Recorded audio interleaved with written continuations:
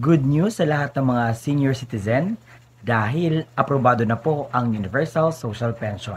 At yan ang ating pag-uusapan sa video nito. Kung ikaw ay bago pa lang sa aking YouTube channel, i-like mo ang video na ito, mag-comment ka if may katanungan ka pa related to this concern or to this vlog. And also kung nais mo natulungan ang channel ko na ito na mag-grow, just subscribe it. At kung nais mo na maging updated pa sa mga videos na i-upload ko pa dito sa aking YouTube channel, i-bell notification mo na. At dahil good news ito, gusto kong madaliin na ibigay sa inyo dahil benepisyo ito sa lahat ng mga senior citizen. Oo, so pausapan natin now na. Pensyon para sa lahat ng Pilipinong senior citizen. Ang misyon ng pinapagulo ngayong panukala sa Kamara. Ang tanong, saan kukunin ang pondo para dyan?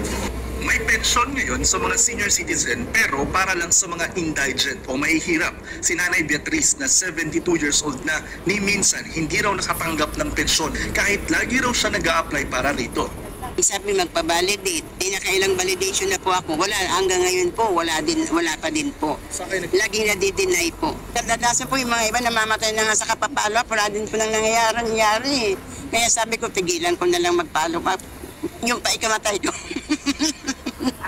Sa ngayon may nakasalang na panukalang batas sa Kamara na kapag naisa batas, lahat ng senior citizen sa bansa magkakapensyon na. Wala ng qualification. Lahat, basta 60 years old and above, mayaman man o mahirap man, may pension man o wala, makakatanggap ng buwan ng pension. Magre-register ka sa OSCA para maibilang ka na senior citizen. Sa ilalim ng Universal Social Pension Bill, 500 pesos kada buwan ang pensyon sa unang taon. Kada taon, dadagdagan ng 100 piso hanggang maging 1,000 piso. Para maipatupad, kakailanganin ng 89 billion pesos na pondo para sa tinatayang 10.5 million na senior citizens. Ang tanong, saan ito kukunin?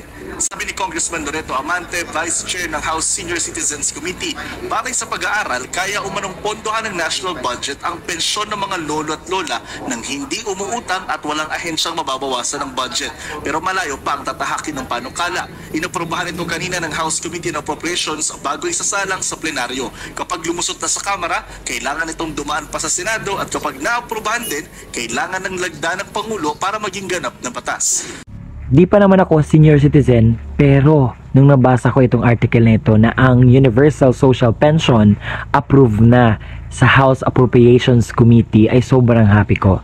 Dahil marami na naman ang mga senior citizen na matutulungan at makatanggap ng pensyon. At lalo na yung papa at mama ko ay isa na sa mga senior citizen, ay ito talagang sobrang happy ko. Kaya gusto kong ipahayag sa inyo kung ano yung dapat nyo malaman, kung ano ba ang ibig sabihin ng Universal Social Pension. At sino-sino yung mga kakatanggap ng pensyong ito. Ano ba ang mga qualifications at requirements sa pag-apply. Ano ba ang ibig sabihin ng Universal Social Pension? Ang Universal Social Pension, this bill seeks to grant universal social pension benefits to all senior citizen. Imagine, to all senior citizen at saka universal senior citizen. So, regardless kung ano man yung status mo sa buhay, ikaw man ay mayaman, mahirap, may ngipin man o wala, may pension man o wala, as long as ikaw ay senior citizen at o pumatong ka na sa 60 years old, pasok ka sa banga. At dito sa article na ito, ang matatanggap nyo is 2,000 pesos per month. So, sobrang laking tulong na din ito, no? But, this is subject to review every 2 years. Dahil, kinukonsider natin ang inflations at availability ng funds. Mas gusto ko tong Universal Social Pension dahil walang pinipiling mga senior citizen. As long as ikaw ay nasa tamang edad na para tatanggap ng pension, ay ito pwede sa lahat. Kasi currently meron tayong social pension para lang sa mga indigent. So kung ikaw ay hindi indigent, parang wala kang chance talaga to really receive some monetary galing sa gobyerno. Kaya pagkakita ko itong Universal Social Pension, I just want to inform my mom and dad to really verify sa kanilang at pumunta sa OSCA, magpa-verify sa kanilang profiling, nang sa gayon mapasok na talaga sila at nang sa gayon ma-enjoy nila ang pagka-avail at pagkakuha ng mga pensyon. Dahil hindi naman talaga exempted ang mga senior citizens sa inflation, dahil lately parang na-feel natin talaga ang bilis ng inflation, lalo na sa pamilihin, sobrang taas, no? So hindi exempted, mas pa nga sila, prone pa nga sila sa inflation talaga. Dahil ito yung mama at papa ko, wala kasi silang tinatanggap na pensyon, at saka pagkakita ko nito, it's an opportunity for them to receive something, no?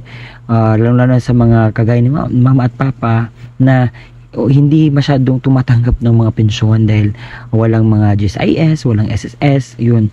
So itong panahong ito ay sobrang ganda ng opportunity, kaya inform nyo guys yung mga kakilala nyong mga senior citizen na pumatong na sa 60 years old at magpapa-register kayo sa NCSC at pumunta kayo sa OSCA, pinakapalapit sa inyo, at saka magpa-verify na kayo sa mga taong sa mga personnel na which is naka-assigned for that position, na nang sa gayon hindi masayang itong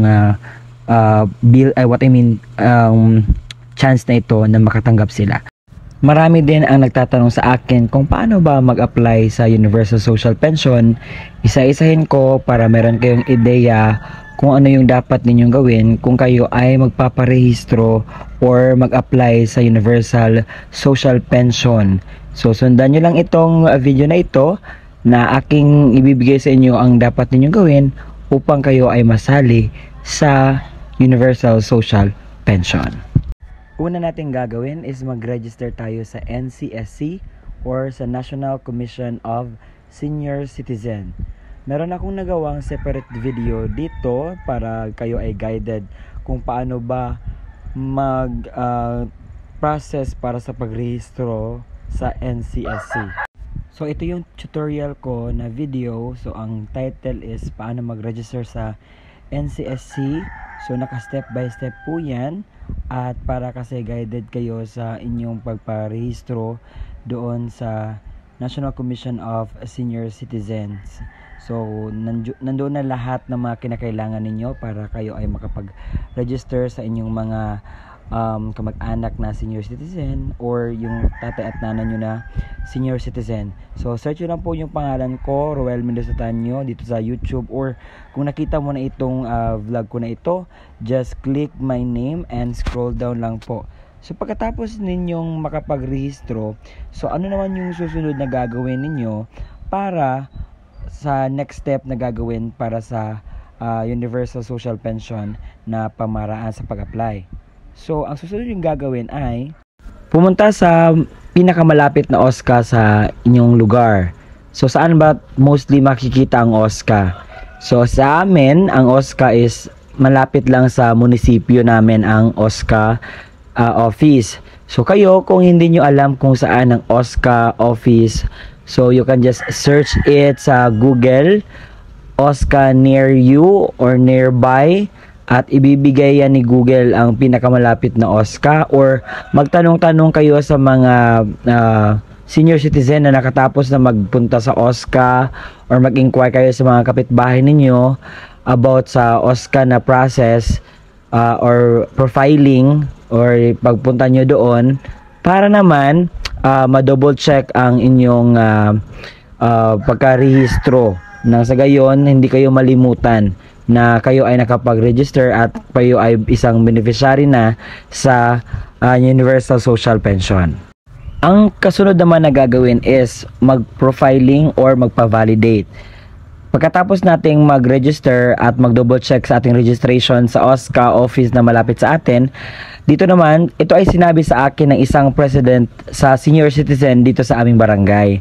Sabi niya, kung ang iyong ama at ina ay isa ng ganap na senior citizen, so ang gagawin nila kapag tapos sila makapag-rehistro at na-validate nila kung meron silang ID sa senior citizen, ang gagawin nila is magpunta sa pinaka malapit na personahe at kanilang gawin is ma-profiling. So sabi niya, may tao kasi na gagawa sa profiling para sa mga senior citizens. Tapos sabi niya, pupunta lang daw sa taong naka-assign dyan para ma-validate at nang sa gayon, masali sila sa listahan ng senior citizen sa kanilang barangay, which is ano talaga, para malikom or malaman lahat sino pa yung mga senior citizen, dahil hindi naman talaga lahat ay mapupuntahan sa mga survey. Ang gagawin na lang natin is pupunta tayo mismo doon sa office at magpa-profiling at mag-validate sa ating